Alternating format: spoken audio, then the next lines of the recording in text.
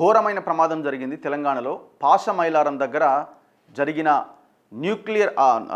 Reactor పేలుడు ధాటికి G+2 భవనం కుప్పగూలి సిగాచి కెమికల్ కంపెనీలో, అదెవరో తమిళనాడుకు సంబంధించిన వ్యక్తులదని చెప్తా ఉన్నారు. ఓనర్ పేరు దుర్గా ప్రసాద్ ఏదో పేరు చెప్తున్నారు. ఆ G+2 భవనం కుప్పగూలి ఆ శిథిలాల కింద దాదాపు ఆ మార్నింగ్ షిఫ్ట్లో జనరల్ షిఫ్ట్లో వచ్చిన 108 మంది ఆ శిథిలాల కింద ఇదైపోయినారు. ఆ 108 మందిలో కొంతమంది బయటపడ్డారు, కొంతమంది ప్రాణాలు కోల్పోయి మార్చురీలో ఉన్నారు, కొన్ని బాడీలు, కొంతమంది హాస్పిటల్లో చికిత్స పొందుతున్నారు. ఆ శిథిలాల కింద ఎంతమంది ఉన్నారన్న విషయంలో ఇంతవరకు క్లారిటీ లేదు. తవ్విన కొద్దీ పార్థివ దేహాల, భౌతిక దేహాలు అనేవి బయటకు వస్తూ ఉన్నాయి.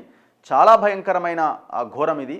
అతిపెద్ద దుర్ఘటనగా కనిపిస్తున్నది. తెలంగాణలో ఈ స్థాయిలో ఏనాడు జరగలేదు. ఇగో ఒకసారి దృశ్యాలు చూస్తే ప్రమాద తీవ్రత ఏ స్థాయిలో ఉందో మనకు క్లియర్గా అర్థమవుతుంది. మొత్తం ఆ G+2 భవనం అనేది ఒక్కసారిగా కుప్పగూలిపోయింది. ఇటు చూడండి, ఇది కెమికల్ కంపెనీ, ఇవన్నీ నివాస సముదాయాలు, ఇవన్నీ ఇండ్లే చూడండి, ఇవన్నీ ఇండ్లే. ఇది చెరువు పక్కన. ఇప్పటి వరకైతే ఆ మంటల్లో చిక్కుకొని 19 మంది మృత్యువాత అన్న వార్త మనం ప్రధానంగా చూస్తున్నాం. ఇప్పుడున్న సమాచారం ప్రకారం అయితే ఇంకా చాలామంది ప్రాణాలు కోల్పోయి ఉంటారు. ఆ శిథిలాల కింద ఎంతమంది ఉన్నారన్నది క్లారిటీ లేదు. ఇంకా అంతా కొంతమంది ఆంధ్రప్రదేశ్కు సంబంధించిన వాళ్ళు ఉన్నారు, బీహార్, ఒడిశాకు సంబంధించిన కార్మికులు ఇందులో ఎక్కువగా ఉన్నారు. ఇప్పుడు ఆ శిథిలాలు ఒక్కొక్కటిగా వెలికి తీస్తూ ఉంటే బాడీలు వస్తూ ఉన్నాయి బయటికి.